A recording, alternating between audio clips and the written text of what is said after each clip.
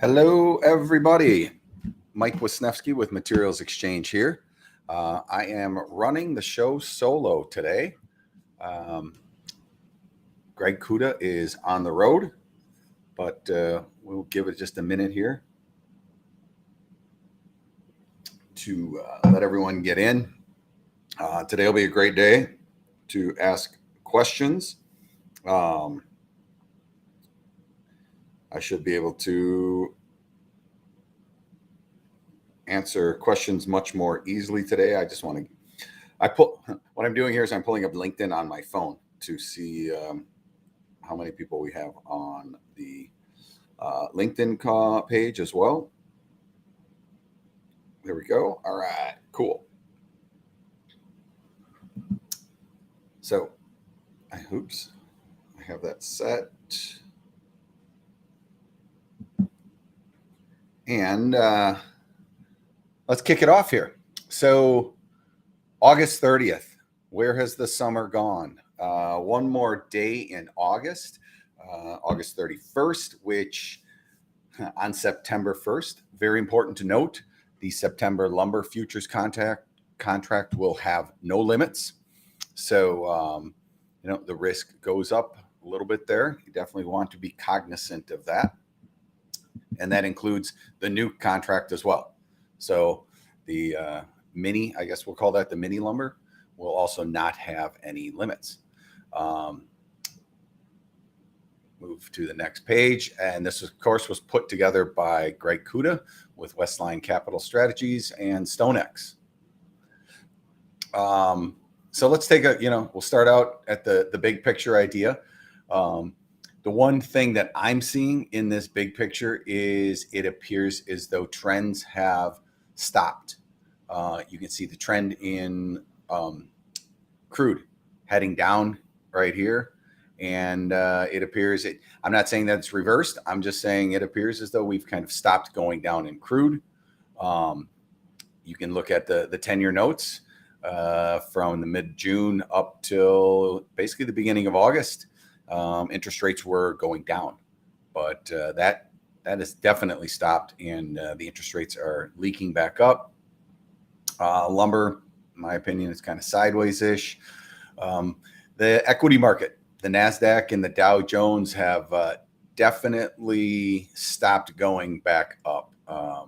The big news on Friday coming out of the Jackson Hole Summit, where Chairman Powell basically reiterated the Fed is not afraid to continue to fight inflation with all their power, which, of course, their power lies in the raising of the short-term overnight interest rates. So this is a big story, and I don't know that it's been covered enough, mostly because here in the United States, we don't feel it, but the US dollar index is at a 22-year high. So let's think about 22 years ago, it was the year 2000. This is, before 9/11. We were coming out of I guess that was kind of the dot-com bust. But what this is telling us is that we've got big dollars, like our money buys a lot. That should be somewhat deflationary to me. But the thing for the lumber industry we have to take into consideration is that it makes the United States a very attractive place to sell your products.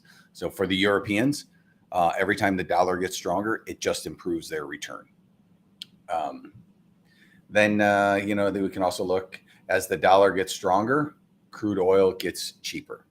So, if you're sitting in Saudi Arabia, for instance, and you're selling your crude, if every time the dollar goes up a little higher, when you convert the dollars that you sell your crude back into your local currency, you just get more. Now the other things here, I'm looking at copper. It makes copper a little cheaper. It makes gold, I guess, a little bit cheaper. I'm not so sure about the gold scenario there, but wheat's kind of drifting up a little bit. Not so sure about what wheat means there. All right, let's take a look at the winners and losers here. You know, palladium, copper, and wheat all up at the top, but the one that sticks out for me is the VIX. That's the measure of the price of options on the S&P 500 contract.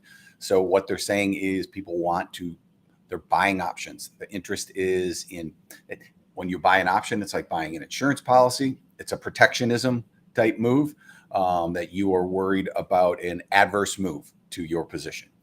Generally, what they're buying are put options. You can see nothing else really jumps out at me here. And then when we look at the losers, what's jumping out at me here is the Russian ruble. Wow, Russian ruble is getting kind of whacked. And one of the things that personally makes me happy is gasoline prices are falling.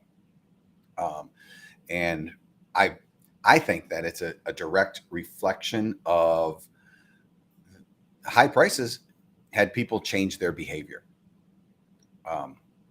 Then, we're seeing copper fall, and copper is a bellwether commodity for many products, including construction, but a lot of durable goods are using, use copper.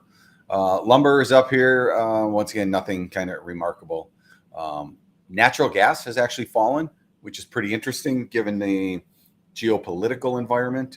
I'd like to see natty gas come down a little more.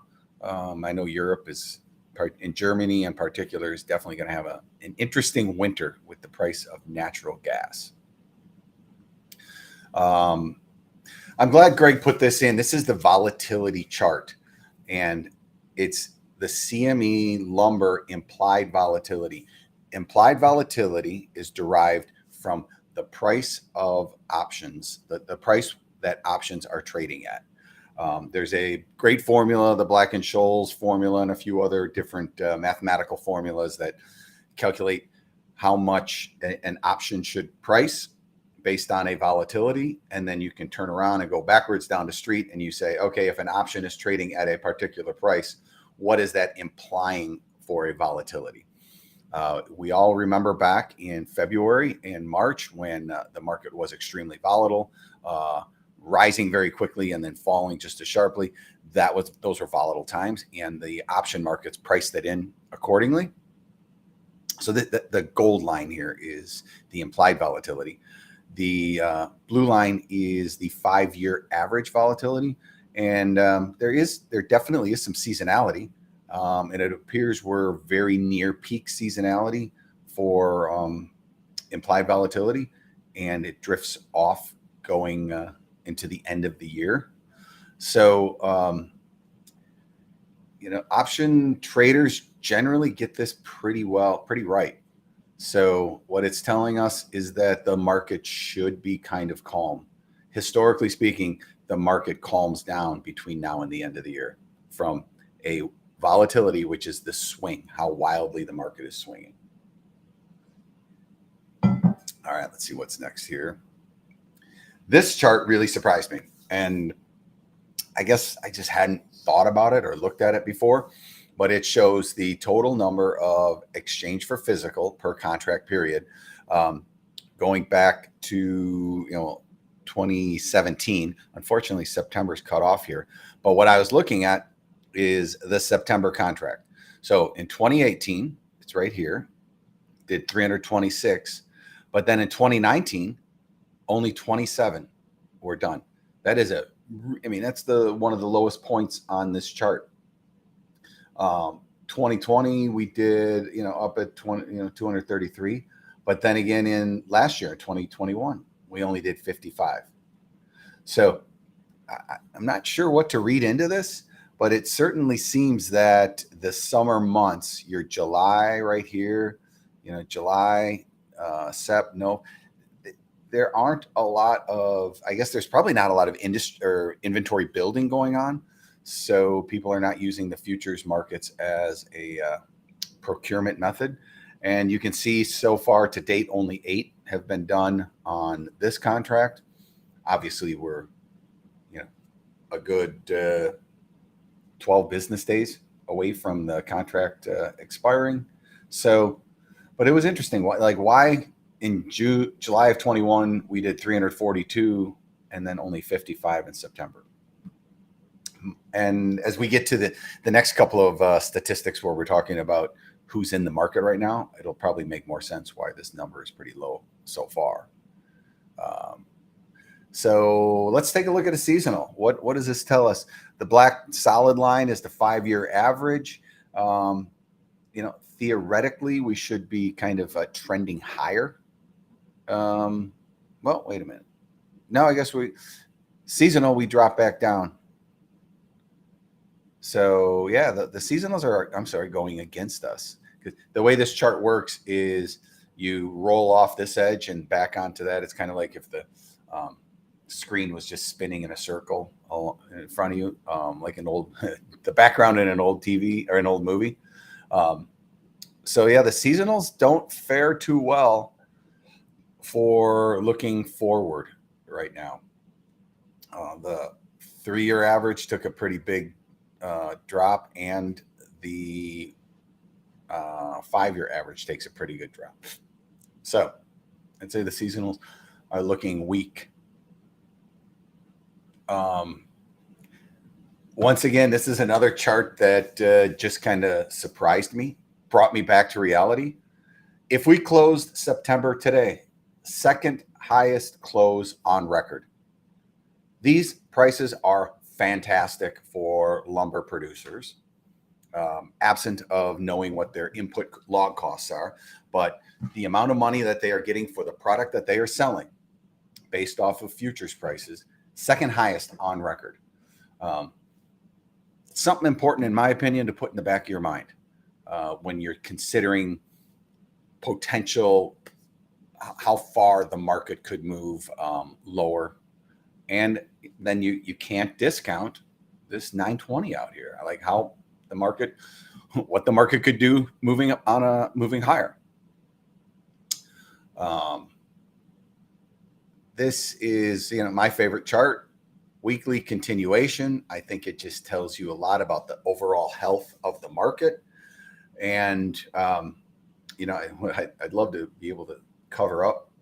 I don't know how I could do that, but, if you take a look at where we were and where we are, we seem to be back to these low points. Well, not seem, we are back to these low points.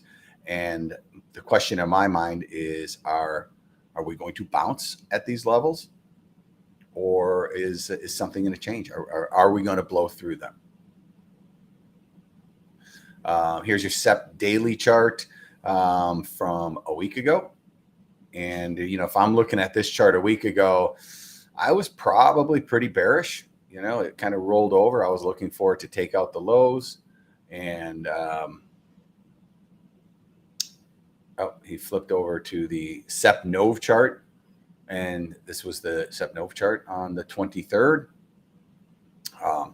Something that Greg and I had talked quite a bit about, which was the structure of the market, who's long, who's short. And it's playing out exactly as we had kind of predicted. In the fast money, the fund money is short, and they need to buy back their contracts, and they want to roll it to September. And that's what they're doing. They're buying September and selling November. For perspective, what can happen on a SEP Nov spread? The same thing happened in July. And then we hit a point where once you enter into the expiration month and liquidity becomes there's much less liquidity, the moves can happen much more quickly and more pronounced. So, this is right at the beginning of July. The July SEP spread took a dramatic drop and then finished kind of right back where that drop had started. So, word to the wise, or caution, words of caution, I should say. When the funds are done doing what they need to do, the market can make a dramatic move. All right, basis. This is an important chart to look at, we talk about it a lot. It's the difference between, are we in a market where you forward price, meaning it is cheaper to buy in the futures, or is this a market where you buy in the cash market and hedge? Is it a basis? Well, that's called a basis trade, of course. Is it a buy and hold and put a hedge on? Anything below this gray line represents opportunities to buy cash and sell futures. So you look back in this time a year ago was really an excellent opportunity to be buying cash wood and selling futures. And then the market did reverse, and you had the opportunity to sell. If you bought and held, bought that wood and held it, you could sell your cash wood much higher than where your futures price was. We dipped back down. We had that quick little opportunity, pretty short-lived. Not really sure if that actually was there. Where we're at today, we're kind of right in the middle. Not much opportunity to get long cash, sell futures. Not much real opportunity to price forward. Here's the forward curve on the legacy, the big contracts, and nothing too remarkable.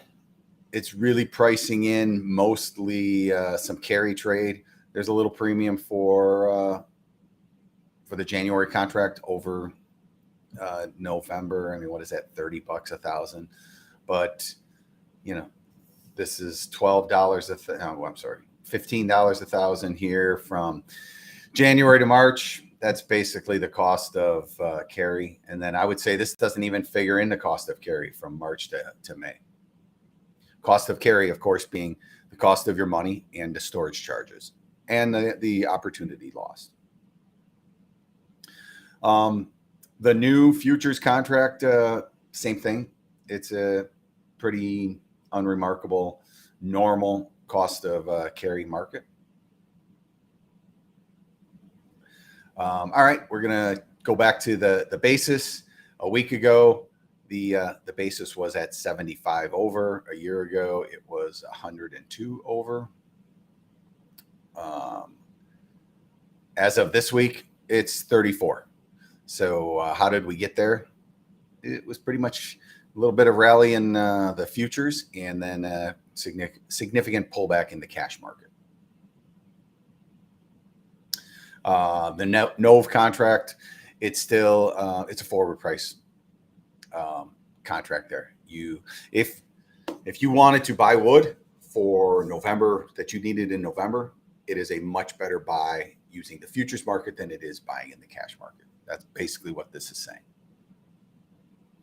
All right, so now we're going to take a quick look into the structure of the market. And this was from Monday, August 22nd, a little over a week ago. Open interest was 2,300, basically evenly split between the September and the November contract. Then you fast forward to today. The open interest is 2,368. We've picked up a small amount of open interest. What was it about? 2-3%. But you can see that, as expected, the open interest has fallen in the September contract, and it's moving over into that November contract. So November is the big dog on the block right now. Definitely the highest volume being traded, and it has the most open interest. Total open interest, while this chart is a little difficult to look at right here, this purple line is 2022. Historically, we're at some low open interest, but this is the trend that we've had for the last few years. 2019, we're at the same point, and 2021, for all intents and purposes, we are at the same point. I am very optimistic that the new futures contract, once it gets up and running and we get some new participants in the market, we could see this open interest number jump. And not just because there's 4-to-1, but I could see, if instead of being at 2,300, we should be at about a 10,000, over 10,000 in open interest. Now, this is the most important statistic that we can talk about, and we've been talking about it for a while. as of August 23rd, which was a week ago today, from the previous 5 trading days, the open interest in managed money, which these are the funds, jumped 268 contracts. And it is 100%. They are totally short. These are financial trader people who are saying lumber, we believe lumber's going down across the board, 100%. They think the price of lumber is going down. Now, they may think this because it's part of the thesis on their fund being all commodities are going to get pressured.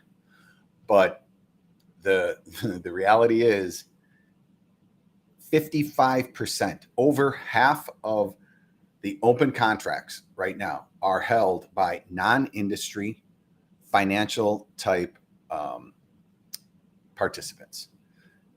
Then we flip back over to the hedger, the producer merchants. Short interest, people who would say, I am concerned that the prices are going to go lower and adversely affect my business because I may be long lumber right now, I may own lumber, or I'm a producer and I will be making lumber. 237. Very low number. This is the fear gauge. The fear of lower prices from the industry is extremely low. In fact, the opportunity for higher prices, the fear of higher prices is high over here. It's 1,000. It's 4 to 1. And then this dichotomy is just remarkable. You look at the managed money, the fear of higher prices is nil. The opportunity for lower prices, 100%. Then, we look at some of the other reportables, nothing remarkable here. I think in this other reportables, probably some industry people leaning long, but non-reportable, that's flat. But what we do know is this managed money position will take that bet off the table at some time. And they take it off when they feel their opportunity is gone or they get forced out. And the new mini lumber futures, I highly encourage people to take a look and look at trading that. The spread here, which I like to look at the SEP NOV spread. It today again it traded 48. I think let's see, the last trade was 48. It's 17.10 bid at 48.20 offered right now, the same as what's on here. You compare that to the bigs, where it's right at $30. So I guess it's falling solidly in between here. The conversion spread, this one is rather fascinating to me, that this 114 is no longer bid up here. This is where you would convert your either mini lumber futures into a big lumber futures or vice versa. 114 seems really high to me for an expiration or a delivery. I would think that there is a product out there that you could make delivery on into the futures that is less than $114 over the price of Western spruce in British Columbia. But my guess is this is just a function of lack of liquidity in that contract. And then, there's a $115 offer out there. I'll be very interested to see where this conversion spread really ends up. And, if you want to put an opinion in the chat, I'd be fascinated to hear what you think. Where would you buy the minis compared to and sell the bigs and vice versa? It seems as though there's got to be some producer in Eastern Canada that can deliver into this contract at a much more favorable rate than this $114, which of course would drive that down. All right, rail. What are we looking at here? Originated rail traffic. 2021, we saw a major dive at the end of the year. That was some transportation issues. That's what's going on over here. But we're kind of right in the middle of the range of where we've been historically. It's not fantastic. If we saw rail traffic up here, it would be a lot better. But nothing too dramatic. I guess it's off a little bit, but I'd like to see it better. What's this? Just talking about that new contract, and okay, that wraps that up. Couple off the cuff comments that I'm going to have before I jump into what I want to do next. This has been the quietest hurricane season up till now for the Atlantic Basin in like 25 years. So yeah, no one's talking about hurricanes. I find that kind of interesting. I read yesterday, Sodra over in Finland has curtailed production. They, I think what we're starting to see is the known news out there. That what's known. Housing starts have gone down. Builder sentiment is lower. The overall belief that the consumption of lumber will be lower moving forward is a known fact and it's in the market. Prices have moved down. You're starting to see producers like Sodra, for instance, curtail production. I saw Roseburg also indefinitely curtailed production. It's never the first one that makes the move, and it's hard to know which announcement it actually is going to be that causes a dramatic change in the market. What I'm looking at here is we are at a point in the market that there is discussions in the boardroom of producers saying, wow, do we really want to run right now? Does it make sense for us to be going at full capacity? Obviously, when lumber prices are at $1,000 a thousand, that's not a discussion. The discussion is how can we produce more? So every move lower here is going to have a stronger conversation like that in the boardroom. So I guess the first shot over the bow has been seen. So that's something I'm keeping my eye on. Let's we're going to move into, before I do that, I do want to look at one. Let's look at some, I guess we can look at it when we look at a chart. Let's do that. What I want to show you guys today, this is BarChart.com. BarChart.com is based here in Chicago, and this is a free version of charting software that you can use. It's super powerful. It's really good stuff. Right here, you can see there's a tutorial. You can watch videos on how to use this. I'm going to just show you a few things. I think anyone who's in the lumber market should be looking at these charts and should be using, all these tools available. What I want to talk about today are stochastics and RSI, relative strength index. These are measures of momentum, measures of how the prices are moving, how fast they are moving in directions. They're good leading indicators of changes in the trend. Once again, you can't hang your hat on one, but let me flip back and we're just going to look at the definition of what a stochastic is. Where did you go? No, that's not it. It's my PDF. Sorry. Here we go. The stochastic momentum oscillator is used to compare where a security price, in this case, it's a futures price, closed relative to its price range over a given period of time.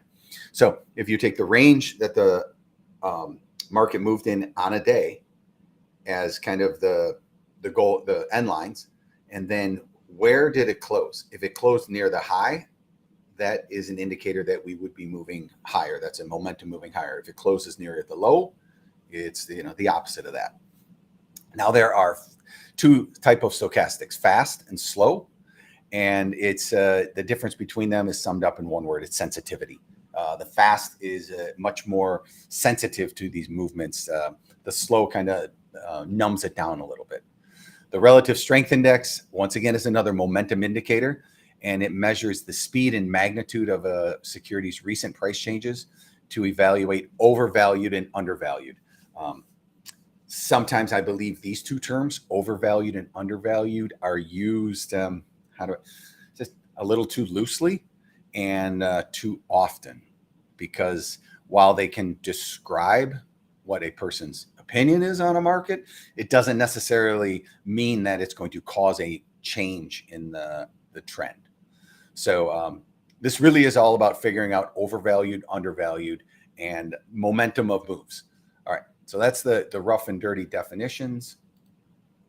Now let's go back to BarChart.com. I'm actually just going to get rid of these, and I'm going to show you guys and gals how to pull up a momentum analysis on BarChart.com. Make this slightly smaller. So what you do is you come up to the top here, and I have this first thing right in the middle is where you can choose the chart that you want to look at. What we're looking at now, this is November lumber futures, and it's the daily nearby, meaning it takes whatever the most widely traded is and makes a smooth chart out of that. So here's the daily nearby. Right now, it is using the November futures. I'm going to come up here and I go on this button here called Study. You click that, and it has all these different studies you can look at. But the first one I will pull up is the relative strength indicator, relative strength index. I click that. The period, you can change this, but most people look at a 14-day period. So what this does is it takes the previous 14 days. It looks back in time on 14 days. And here they're saying oversold is when that calculation is at a 30. It goes from 0 to 100. Overbought is when it's at a 70. All right, let's just add this on. So here's the 30 line, and you can see that it has filled in. These are conditions where they say this market is oversold. Then you go above 70, which is right here. And not surprising, we've been in a pretty bear market. It has not gotten into the overbought stage. Now, once again, it looks right here. Oh, wow, this indicator was super good at predicting the turn, which, yeah, it wasn't bad, right?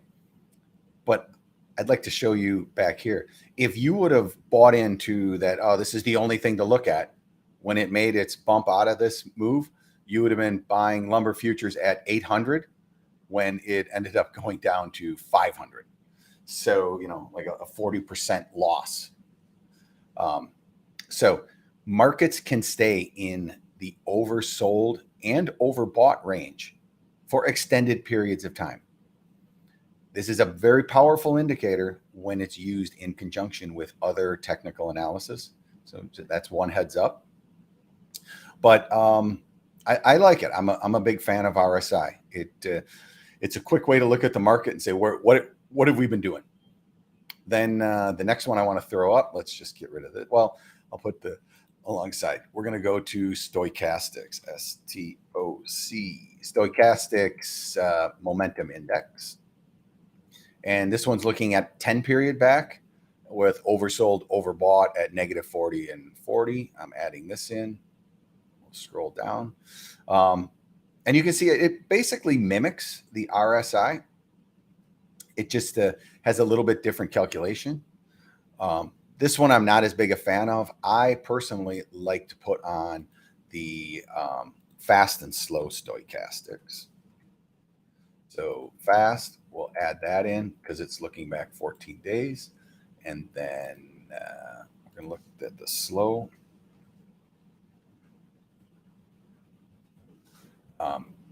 So now let's take a look. And the first thing you're going to notice the difference between the fast and the slow. The fast is a little choppier. The slow has things smoothed out a bit.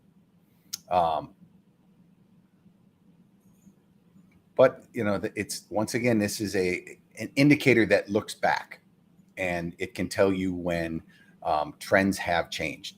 And it did a really good job, like, you know, right here, saying, okay, we are done with being oversold. Maybe this market's made a bottom.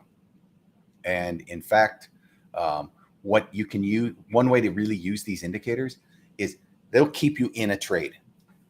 So if you really wanted to buy it down here and you bought it and the market moved and now you hit like this section where we kind of went sideways to lower, neither one of these indicators gave you any big heartburn about exiting your position. And in fact, if you would have held on, you know, if you got long, of course, you had a nice gain.